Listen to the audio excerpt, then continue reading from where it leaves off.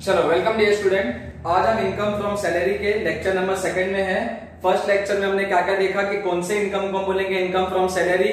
तो जो भी इनकम एम्प्लॉयर एम्प्लॉय के रिलेशन से आता है या मास्टर सर्वेंट के रिलेशन से आता है उसको हम बोलते हैं इनकम फ्रॉम सैलरी। ठीक है। फिर हमने देखा स्टेटमेंट कि इनकम फ्रॉम सैलरी के स्टेटमेंट में क्या क्या आता है। तो हमने 1 बाय 1 सब देखा कि क्या क्या आता है स्टेटमेंट में। डिडक्शंस भी हमने देखे। ठीक है। फिर हमने पूरा स्टेटमेंट कंप्लीट किया था। फिर मैंने बताया था एक एक करके अब नोट देखना है। तो हमने नोट नंबर 1 देखा था लास्ट लेक्चर में, बेसिक सैलरी। मैंने क्या बताया था, इट इज फुल्ली टैक्सेबल कि बेसिक सैलरी फुल्ली टैक्सेबल होता है। अगर क्वेश्चन में खाली बेसिक सैलरी वर्ड दिया तो डायरेक्टली टैक्सेबल कर दो, लेकिन अगर क्वेश्चन में नेट बेसिक सैलरी वर्ड दिया होगा तो नेट को किस में कन्वर्ट करेंगे, ग्रॉस में। वो कैसे कन्वर्ट होता है, तो डिडक्शंस को ऐड करके, मतलब जो भी बेसिक सैलरी में से लेस किया है, क्वेश्चन में दिया होगा क्या क्या हमने लेस किया है, तो वो सब चीज को जब ऐड कर देंगे नेट बेसिक सैलरी में तो हमारा नेट बेसिक सैलरी क्या बन जाएगा, ग्रॉस बेसिक सैलरी। ठीक है। उसको हम टैक्सेबल कर देंगे। आज हम देख रहे हैं नोट नंबर 2 जिसको कि बोलते हैं अलावेंसेस। अलावेंसेस क्या होता है, बहुत सारे एम्प्लॉयर ना अपने एम्प्लॉय को खर्चे के लिए पैसा देते हैं कि महीने भर में जो भी उसका खर्चा है एम्प्लॉय का, एम्प्लॉयर वो खर्चे के लिए पैसा देता है और फिक्स हर महीने फिक्स अमाउंट देता है। एक महीने 5,000 देगा, अगले महीने भी 5 देगा, उसके अगले महीने भी 5 देगा। जैसे बहुत सारे एम्प्लॉयर अपने एम्प्लॉय को बच्चे को पढ़ाने के लिए पैसा देते हैं, बहुत सारे एम्प्लॉयर अपने एम्प्लॉय को खाने पीने के लिए पैसा देते हैं, बहुत सारे एम्प्लॉयर अपने एम्प्लॉय को ट्रेवलिंग के लिए पैसा देते हैं। तो ये सब चीज आता है अलावेंसेस में। तो क्या बोला है देखो, allowances are fix amount received on monthly basis for expenses of employ. कि अलावेंसेस क्या होता है, फिक्स अमाउंट होता है जो मंथली मिलता है। किसको मिलता है, एम्प्लॉय को। देता कौन है, एम्प्लॉयर। तो बोला है allowances are fix amount received on monthly basis for expenses of employ. कि एम्प्लॉयर अपने एम्प्लॉय को हर महीने एक फिक्स अमाउंट देता है एक्सपेंसेस के लिए, उसको हम बोलते हैं अलावेंसेस। ठीक है। अब अलावेंसेस को हमने यहाँ पे 3 पार्ट्स में डिवाइड किया है। पहला है एंटरटेनमेंट अलावेंस, इसके लिए स्पेशल ट्रीटमेंट है। ठीक है, देखेंगे क्या है स्पेशल ट्रीटमेंट। सेकंड 17 अलावेंसेस, मतलब 17 अलावेंसेस के नाम है। ये यहाँ पे शॉर्ट फॉर्म लिखा है C3UTTA4। ठीक है, TCUDHR और HRA। ठीक है, तो इसको हम बोल सकते हैं कुत्ता, TC उधर, ठीक है, एंड HRA। ये सब मिला के अपने 17 अलावेंसेस है, जिसमें ये सब जो अलावेंसेस है इसके लिए है एग्जेम्प्ट अंडर सेक्शन 1014। और ये जो HRA है इसमें जो भी एग्जेम्प्ट होगा अमाउंट वो एग्जेम्प्ट होगा under section 10 sub section 13A। और इसके अलावा एंटरटेनमेंट अलावेंस और ये 17 अलावेंसेस के अलावा जितने भी अलावेंसेस होंगे वो क्या होगा, फुल्ली टैक्सेबल। ठीक है। तो अब हम 1 बाय 1 देखते हैं कि जैसा एंटरटेनमेंट अलावेंस का स्पेशल ट्रीटमेंट है तो क्या है स्पेशल ट्रीटमेंट। ये 17 अलावेंसेस है तो इसमें कितना एग्जेम्प्ट है, क्या एग्जेम्प्ट है, ठीक है, वो हम देखते हैं। फिर हम देखेंगे रिमेनिंग अलावेंसेस। तो अब हम सबसे पहले ना यहाँ पे कवर करते हैं ये 17 अलावेंसेस, बाद में देखेंगे एंटरटेनमेंट अलावेंस और उसके बाद रिमेनिंग अलावेंसेस तो फुल्ली टैक्सेबल है। ठीक है। चलो तो पहले 17 अलावेंसेस को कवर करते हैं हम।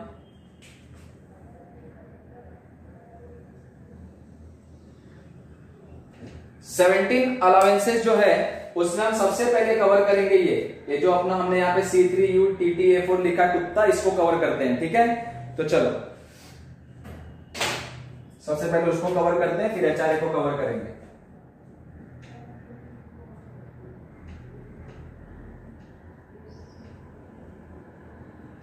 ठीक है, ये जो कुत्ता है और ये TCUDHR है, जिसको TC उधर भी बोल सकते हैं। तो इसके लिए सेक्शन क्या है, तो एग्जेम्प्ट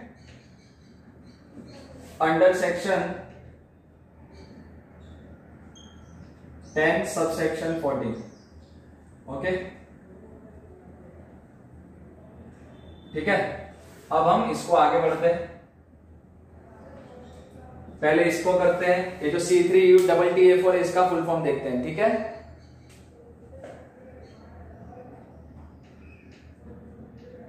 तो इसके लिए हम 2 कॉलम बनाते हैं।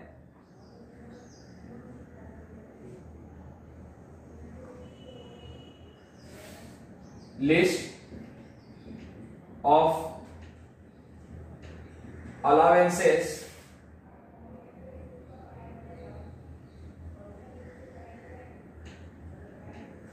एंड सेकेंड साइड बनेगा amount of exemption.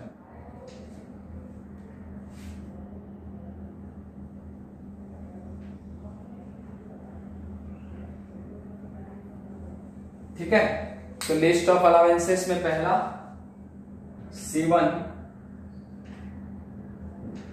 Commutation allowance, commutation allowance for journey between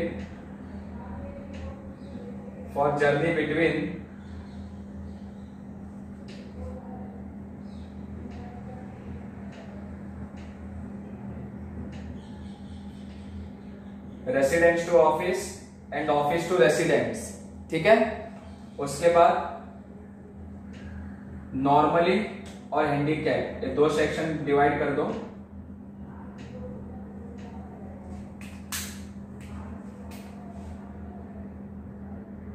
normally के केस में मैक्सिमम ₹1600 पर मंथ, हैंडीकैप के केस में मैक्सिमम ₹3200 पर मंथ। चलो समझते हैं कम्यूटेशन अलाउंस क्या होता है।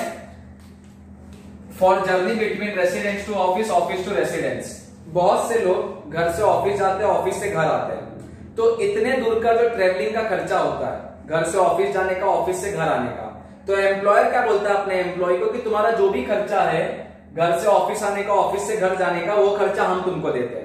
तो जब एम्प्लॉयर अपने एम्प्लॉय को ये खर्चा देता है घर से ऑफिस आने का, ऑफिस से घर जाने का, तो इस खर्चे को बोलते हैं कम्यूटेशन अलाउंस।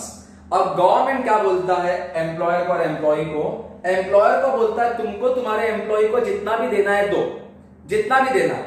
मान लो कि कोई एम्प्लॉय है मिस्टर एक्स, मिस्टर एक्स काम करता है पीक्यूआर लिमिटेड में, पीक्यूआर लिमिटेड मिस्टर एक्स को कम्यूटेशन अलाउंस हर महीने देता है 3000 पर मंथ। हर महीने पीक्यूआर लिमिटेड अपने एम्प्लॉय को 3000 रुपया देता है कि ले भाई घर से आना ऑफिस, ऑफिस से घर जाना, इतने ट्रैवलिंग का खर्चा है।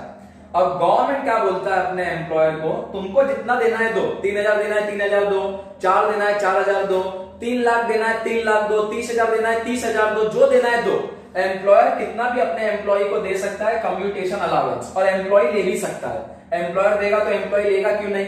ठीक है, मान लो एम्प्लॉयर ने 3000 रुपया एम्प्लॉय को दिया हर मंथ, गवर्नमेंट क्या बोलता है हम ये 3000 में से खाली माफ करेंगे 1600, और बाकी जो बच गया 1400 उस पे हम टैक्स लेंगे।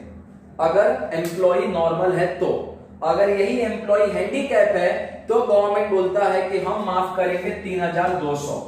तो अगर मिस्टर एक्स नॉर्मल होगा तो हर महीने उसको 3000 रुपया मिलेगा कम्यूटेशन अलाउंस, तो 3000 में से 1600 माफ हो जाएगा। अगर वो नॉर्मल होगा तो हर महीने कितना माफ होगा? 1600, मैक्सिमम ₹1600 पर मंथ। और यही अगर मिस्टर एक्स हैंडीकैप होगा तो हैंडीकैप के लिए हर महीने कितना माफ होता है कम्यूटेशन अलाउंस? तो हर महीने माफ होता है 3200, मैक्सिमम ₹3200 पर मंथ। तो यही मिस्टर एक्स अगर हैंडीकैप होगा तो पूरा का पूरा 3000 माफ हो जाएगा, उसको कुछ भी टैक्स नहीं लगेगा कम्यूटेशन अलाउंस पे। ठीक है, अब ऐसा मत बोलना कि सर इसको 3000 मिला, अगर वो हैंडीकैप रहा तो 3200 माफ होगा, तो 200 नेगेटिव आया तो क्या 200 रुपया गवर्नमेंट से ले सकता है? वो नहीं ले सकता है। ठीक है, ये मैक्सिमम है कि अगर वो नॉर्मल होगा तो मैक्सिमम 1600 माफ होगा, जो भी उसको कम्यूटेशन अलाउंस मिलेगा उसमें से, और अगर वो हैंडीकैप होगा तो मैक्सिमम कितना माफ होगा? 3200। अब मान लो कि पीक्यूआर लिमिटेड से मिस्टर एक्स को हर महीने खाली 800 मिलता है और वो नॉर्मल है, 800 मिलता है तो पूरा 800 माफ हो जाएगा, उसको कुछ भी टैक्स नहीं लगेगा, क्योंकि अगर वो नॉर्मल है तो 1600 रुपए तक माफ है कम्यूटेशन अलाउंस पर मंथ है। पूरे साल भर का करेंगे तो आ जाएगा 19,200, मतलब साल भर में 19,200 रुपया वो लेस करवा सकता है अगर वो नॉर्मल है तो कम्यूटेशन अलाउंस का। ठीक है, यही अगर मान लो पीक्यूआर लिमिटेड मिस्टर एक्स को हर महीने 3-3000 देता है तो 12 महीने में कितना हो जाएगा? 36,000। और अगर वो नॉर्मल है, कौन? मिस्टर एक्स, तो वो कितना माफ कर सकता है? हर महीने 1600, तो 12 महीने में कितना माफ कर सकता है? 19,200, और बाकी जो भी अमाउंट बचेगा उस पर गवर्नमेंट को टैक्स दे देगा। ठीक है, तो इतना बात समझ लो। कम्यूटेशन अलाउंस का मतलब समझा, एम्प्लॉयर अपने एम्प्लॉय को घर से ऑफिस आने के लिए और ऑफिस से घर जाने के लिए पैसा देता है, उसको बोलते हैं कम्यूटेशन अलाउंस। एम्प्लॉयर कितना भी दे सकता है, एम्प्लॉय कितना भी ले सकता है, लेकिन गवर्नमेंट क्या बोलता है कि अगर एम्प्लॉय नॉर्मल है तो हम माफ करेंगे 1600 रुपया पर महीना, और अगर एम्प्लॉय हैंडीकैप है तो हम माफ करेंगे 3200 रुपया पर महीना। इसके ऊपर जो भी होगा उस पर गवर्नमेंट टैक्स लेगा। ठीक है, तो ये पहला था तुम्हारा C1 कम्यूटेशन अलावेंस। C में 3 है ना, C3, तो C2 है तुम्हारा चिल्ड्रन एजुकेशन अलावेंस और C3 है चिल्ड्रन हॉस्टल अलावेंस। साथ में इसलिए लिखा क्योंकि दोनों एक दूसरे के कनेक्टेड ही है। ठीक है, अब चिल्ड्रन एजुकेशन में कितना माफ होता है, तो मैक्सिमम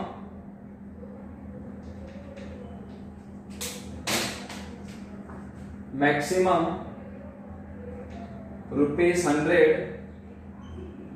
पर मंथ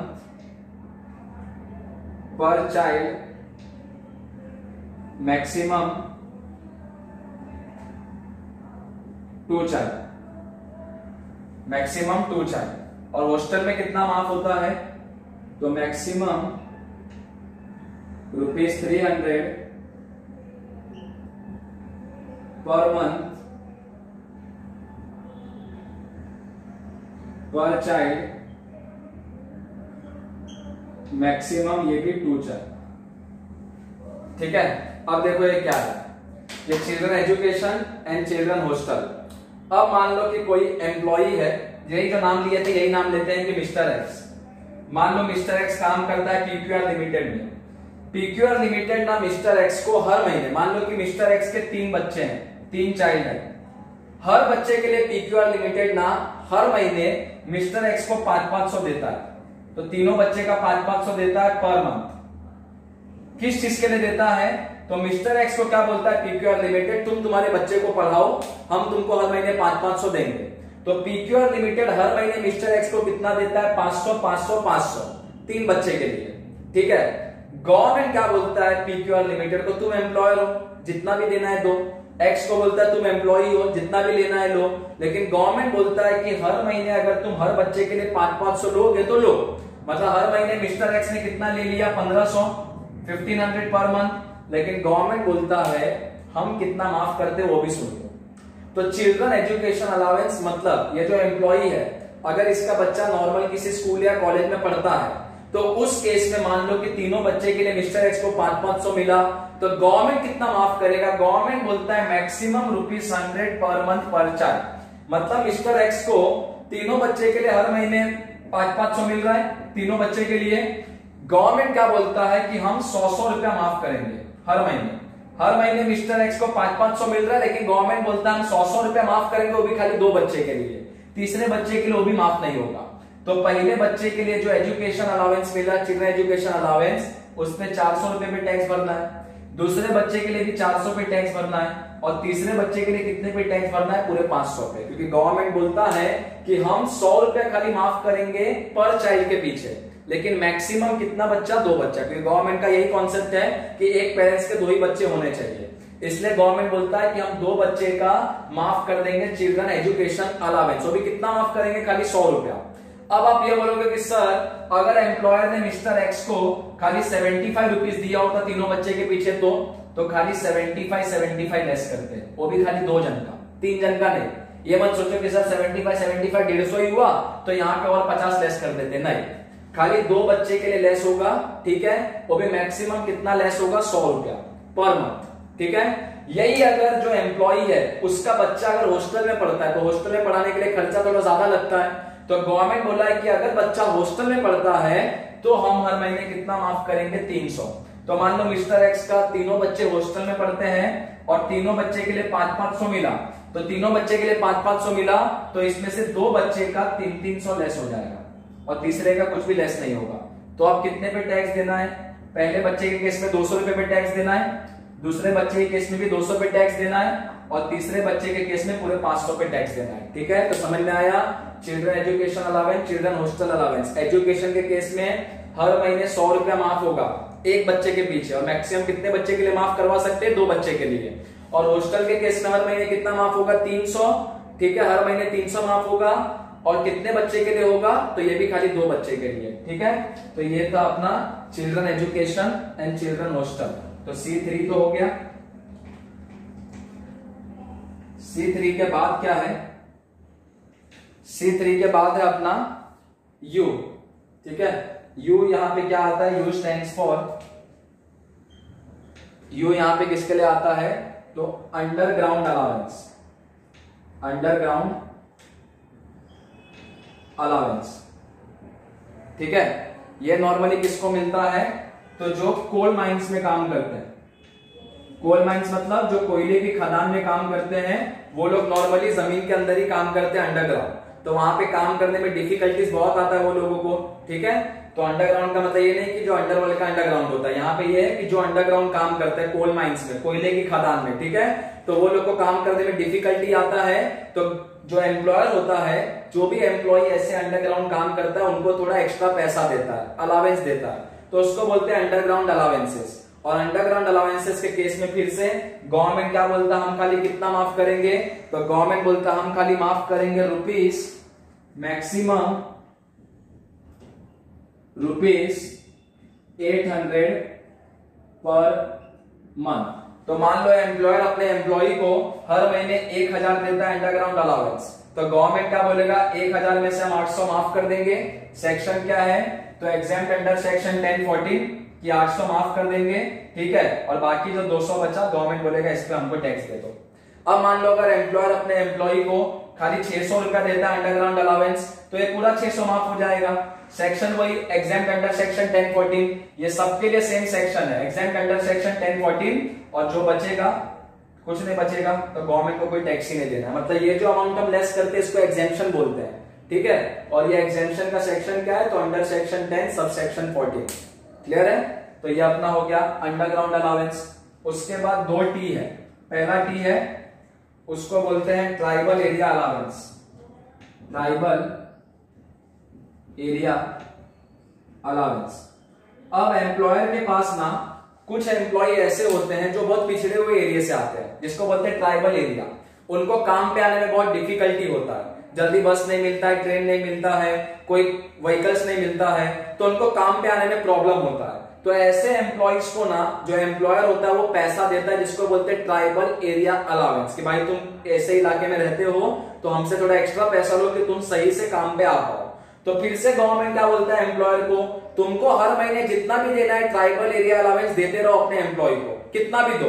तो मान लो जो एम्प्लॉयर है वो हर महीने 500 रुपया देता है ट्राइबल एरिया अलावेंस अपने एम्प्लॉय को, लेकिन गवर्नमेंट क्या बोलता है, हम 500 में से खाली 200 माफ करेंगे। एग्जैक्ट अंडर सेक्शन 1014 हम खाली 200 करेंगे हर महीना।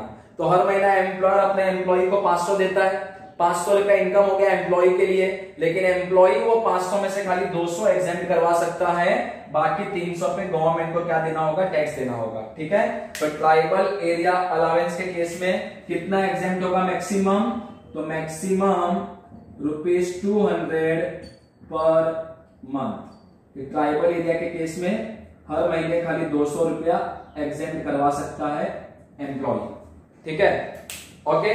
ट्राइबल एरिया अलावेंस के बाद नेक्स्ट है तुम्हारा, ट्राइबल एरिया अलावेंस के बाद है दूसरा टी है, तो इसका है allowances to employ of transport undertaking. Allowances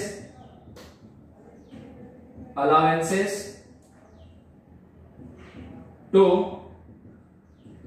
employees, allowances to employees of transport, allowances to employees of transport undertaking, ठीक है। एग्जाम्पल ड्राइवर,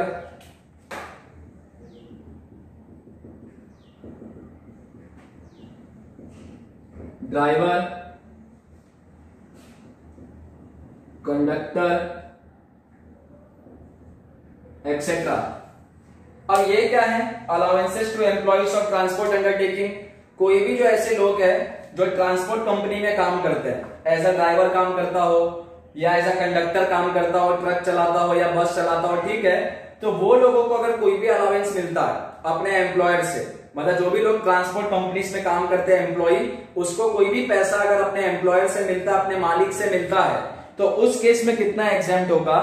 तो उस केस में एग्जेम्प्ट होगा 70% ऑफ एक्चुअल अमाउंट रिसीव।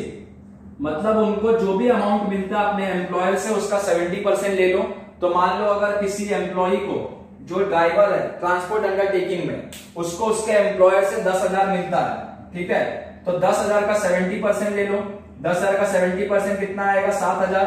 तो वो करो 70% ऑफ एक्चुअल अमाउंट रिसीव, और उसको किससे कंपेयर करने का? तो उसको कंपेयर करने का और मैक्सिमम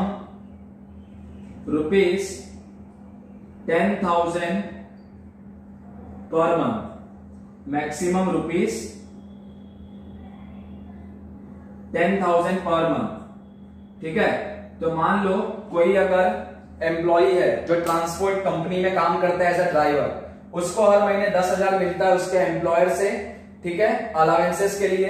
तो पहले तो उसका 70% ले लो, तो 10,000 का 70% 7,000 होगा। एंड सेकेंड चीज उसको किससे कंपेयर करने का? तो मैक्सिमम ₹10,000 पर मंथ। तो मान लो कि हर महीने का 10,000, ये दोनों में से जो भी कम होगा उतना वो एग्जेम्प्ट कर सकता है। तो ये 7,000 और ये 10,000 में से कम क्या है? तो ये दोनों में से कम कितना है? 7,000।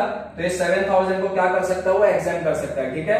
तो यहाँ पे हम एक एरो बना सकते हैं कि 70% ऑफ एक्चुअल अमाउंट रिसीव और maximum ₹10,000 which ever is less, ठीक है। तो ये दोनों में से कम क्या होगा? तो विच एवर इज लेस, ये दोनों में से कम होगा। तो हम यहां पे लिखेंगे विच एवर इज लेस। तो कोई भी अगर एम्प्लॉय है जो ट्रांसपोर्ट कंपनी में काम करता है एज अ ड्राइवर या कंडक्टर, तो उस केस में हम कितना मार्क करेंगे? तो 70% ऑफ एक्चुअल अमाउंट रिसीव, कि जो भी अमाउंट उसको मिला है उसका 70% लो, ठीक है। तो मान लो कि एम्प्लॉयर से एम्प्लॉय को, जो ड्राइवर है ट्रांसपोर्ट अंडरटेकिंग में, तो मान लो 10,000 रुपया मिला, तो पहले वो 10,000 का 70% लो, जो कि आएगा 7,000। फिर ये देखो कि हर महीने कितना मिला, तो मान लो उसको हर महीने कितना मिला? 10,000। ये दोनों में से जो कम होगा उतना अमाउंट उसका एग्जेम्प्ट हो जाएगा अंडर सेक्शन 10 सब सेक्शन 14 में, ठीक है। तो ये 7,000 और 10,000 में कम क्या है? 7,000। तो इतना ये 7,000 वो लेस कर सकता है अंडर सेक्शन 10 सब सेक्शन 14 में, ठीक है।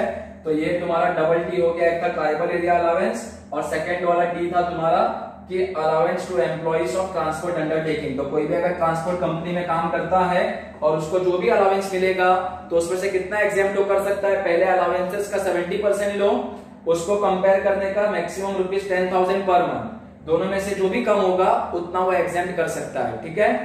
तो ये हमारा C1 हो गया कम्यूटेशन, C2 हो गया चिल्ड्रन एजुकेशन, C3 हो गया चिल्ड्रन हॉस्टल अलावेंस, U से आ गया अंडरग्राउंड अलावेंस, T से ट्राइबल एरिया अलावेंस, T से allowances to employees of transport undertaking, ठीक है। अब लास्ट में है कि A4, तो अब इसका देखते हैं कि A4 में अपना क्या है, ठीक है। तो हम देखते हैं कि ये जो लास्ट वाला अपना A4 है, ये A4 में अपना क्या आएगा, कि उसमें कितना कितना एग्जेम्प्ट होगा A4 में। तो तुम तो इसके नीचे लिख लेना जो A4 का है, मेरे को जगह नहीं है इसके लिए, यहाँ पे ऊपर में रब करके तुमको बता रहा हूं, ठीक है।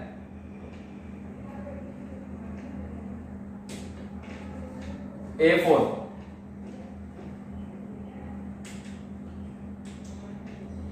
ठीक है। तो एक चीज इसका बचा है इसमें A4 का। चलो देखते हैं कि A4 में अपना क्या क्या आएगा, कितना अमाउंट एग्जेम्प्ट होगा, कहां पे एग्जेम्प्ट होगा।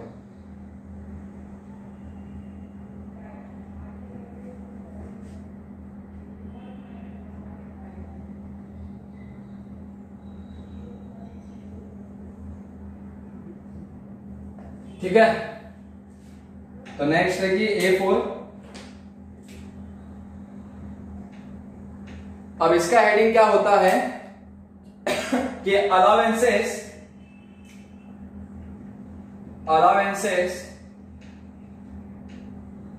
To member of armed forces, allowances to member of armed forces. अब ये अलावेंस किसके लिए है? अगर कोई आर्म्ड फोर्स में काम करता है, जैसे कोई आर्मी में काम करता है, ठीक है, तो वो लोगों के लिए यहाँ पे हम जो भी देखेंगे उनके लिए कि वो लोग को जो अलावेंस मिलता है तो उसमें से कितना एग्जेम्प्ट होता है अंडर सेक्शन 1014 में। ठीक है, तो इसमें 4 चीज है। पहला है काउंटर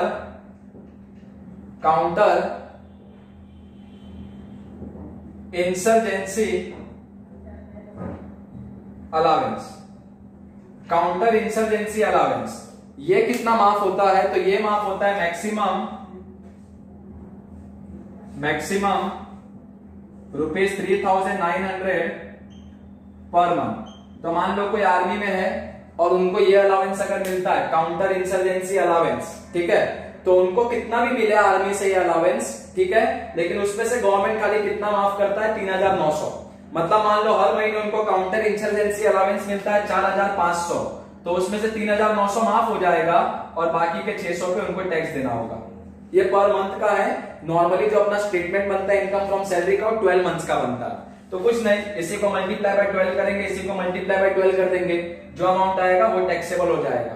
ठीक है, तो ये है काउंटर इंसर्जेंसी अलावेंस। इसके बाद है दूसरा, सेकंड जो है वो है हाई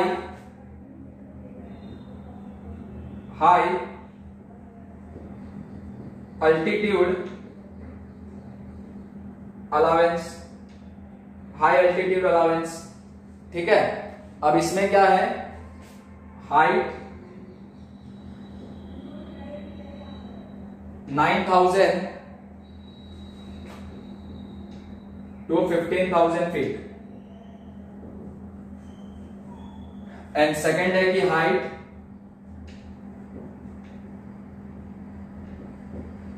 मोर देन 15,000 फीट। अब मान लो हाई अल्टीट्यूड अलावेंस, इसका मतलब क्या? बहुत से जो आर्मी में लोग होते हैं ना, वो बहुत हाई अल्टीट्यूड पे काम करते हैं, जैसे पहाड़ों पे काम करते हैं। ठीक है, कुछ बॉर्डर्स अपने ऐसे भी है इंडिया के जो पहाड़ साइड में आता है। ठीक है, तो वहां पे जो लोग ऐसे हाई अल्टीट्यूड पे काम करते हैं तो वो लोग को गवर्नमेंट अलावेंस देता है कि हाई अल्टीट्यूड अलावेंस, कितने हाई अल्टीट्यूड पे काम करते हैं तो उनको अलावेंस देता है। तो अब गवर्नमेंट क्या बोलता है, इनकम टैक्स एक्ट क्या बोलता है कि कोई भी अगर ऐसा एम्प्लॉय है जो इतने हाइट पे काम करता है, 9,000 फीट से लेकर 15,000 फीट तक, अगर यह हाइट पे काम करता है तो उसको जो भी मिलेगा हाई अल्टीट्यूड अलावेंस, उसमें से हम कितना माफ करेंगे? तो उसमें से हम माफ करेंगे maximum rupees 1060 per month, 1060 rupees per month. और अगर कोई ऐसा आर्मी का मेंबर है जो इतने हाइट पे काम करता है कि जो 15,000 फीट के ऊपर है, तो उसको जो भी अलावेंस मिलेगा हाई अल्टीट्यूड अलावेंस, उसमें से कितना माफ करेंगे? तो उसमें से माफ करेंगे मैक्सिमम रुपीज 1,600 पर मंथ। ठीक है, तो ये अलावेंस है, allowances to member of arm force. कोई अगर आर्म फोर्स में काम करता है आर्मी में, तो अगर उनको काउंटर इंसर्जेंसी अलावेंस मिलता है, जितना भी मिले उसमें से हर महीने 3,900 माफ हो जाएगा। ठीक है, अंडर सेक्शन 1014 में। अगर कोई हाई अल्टीट्यूड पे काम करता है, अगर वो इतने हाइट पे काम करता है 9,000 फीट से 15,000 फीट तक, तो उसको जो भी मिलेगा हाई अल्टीट्यूड अलावेंस, उसमें से 1060 पर मंथ माफ हो जाएगा, एग्जेम्प्ट हो जाएगा अंडर सेक्शन 1014 में। और अगर कोई इस हाइट पे काम करता है 15,000 फीट के ऊपर, तो उसको जो भी मिलेगा हाई अल्टीट्यूड अलावेंस, उसमें से 1,600 रुपया हर महीने क्या हो जाएगा? माफ हो जाएगा। उसके बाद है high active field area allowance. Highly active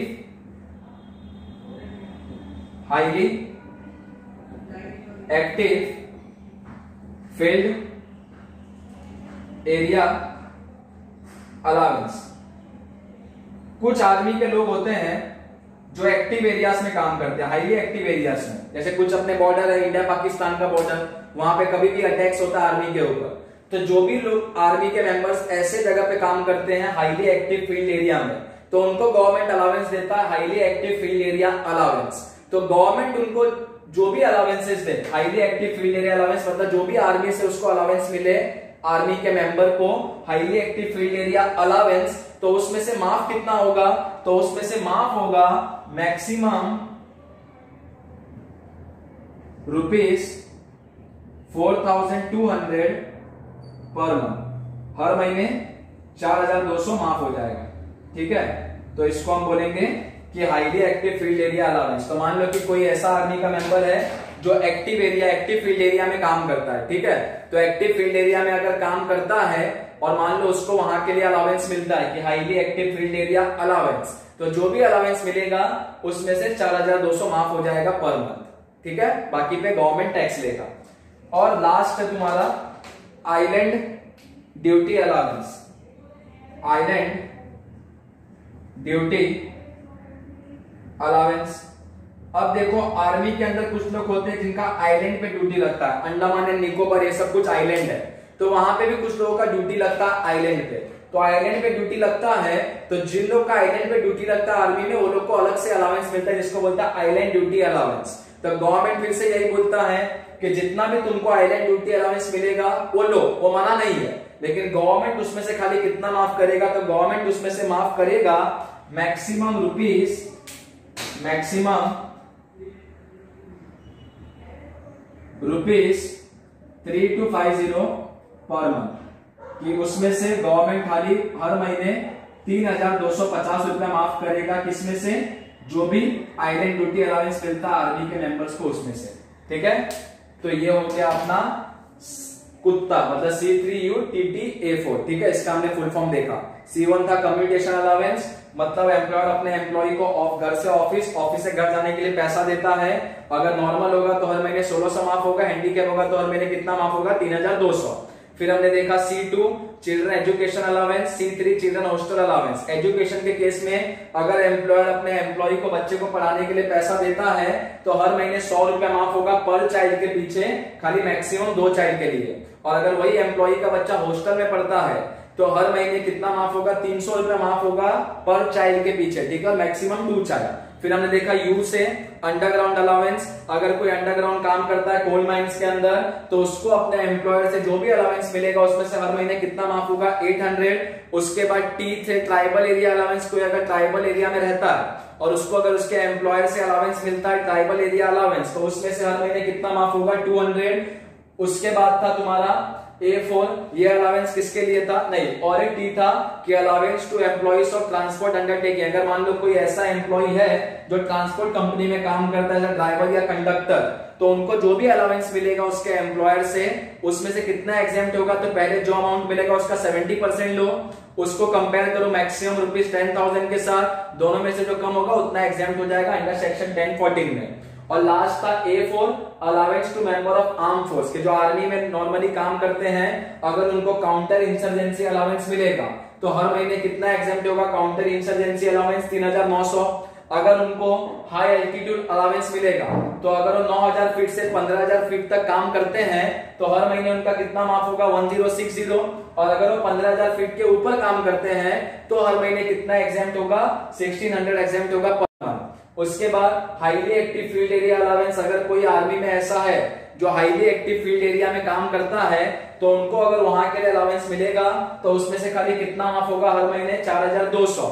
और अगर किसका ड्यूटी आइलैंड पे है और वहां के लिए अलाउंस मिलेगा तो वो हर महीने कितना माफ होगा, हर महीने माफ होगा 3250, ठीक है। इसके बाद एक इसमें नोट है, वो नोट लिख लो तो अपना ये कंप्लीट हो जाएगा, ठीक है। क्या बोला है नोट में, देखो नोट,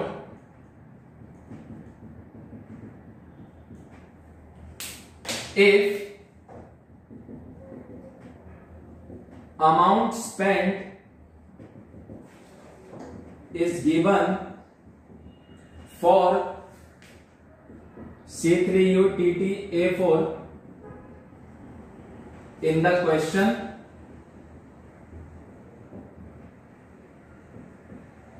then ignore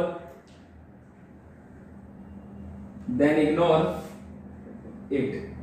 बोलता है अगर क्वेश्चन में ये सारे जो भी हमने देखा अभी तक अलाउंसेस, ये सबके लिए खाली ये देखने का कितना एम्प्लॉयर से मिला और अपने को कितना एग्जेम्प्ट करना है, ये देखने का ही नहीं कि एम्प्लॉय ने कितना खर्चा किया। तो यही बोला है if amount spent is given for C3UTTA4 in the question, then ignore it। कि अगर अमाउंट स्पेंड दिया होगा ये सब अलाउंसेस का तो उसको क्या करेंगे, इग्नोर। खाली ये देखने का एम्प्लॉयर से कितना मिला और अपने को कितना एग्जेम्प्ट करना है, ये देखने का ही नहीं एम्प्लॉय ने कितना खर्चा किया, ठीक है। तो बस यही था नोट। तो यहाँ पे अपना लेक्चर नंबर सेकंड हम एंड करते हैं यहाँ पे, जिसने हमने इसका फुल फॉर्म देखा। अब ये और ये एंटरटेनमेंट अलाउंस ये हम देखेंगे नेक्स्ट लेक्चर में, ठीक है। तो ये प्रॉपरली आप लिख लो इसको। इसके पहले भी मैंने रब करने से पहले जो लिखा था उसको आप कॉपी कर देना, फिर इसको आप कॉपी करना, ठीक है। और लास्ट में नोट को कॉपी करना। सबसे पहले क्या कॉपी करोगे, ये, फिर ऐसा फॉर्मेट बनाओगे, फिर एक एक करके जो हमने लिखा उसको कॉपी करना, उसके बाद इसको कॉपी करना A4 को, फिर लास्ट में नोट को कॉपी करना, ठीक है। तो आप वीडियो बैक करके पॉज करके लिख सकते हो। क्लियर है? चलो, तो आप सेकंड लेक्चर में इतना ही था, बाकी नेक्स्ट लेक्चर में मिलते हैं। अगर कुछ ये लेक्चर के रिलेटेड डाउट होगा तो आप मेरे को मैसेज करके कमेंट बॉक्स में पूछ सकते हो, ठीक है। चलो।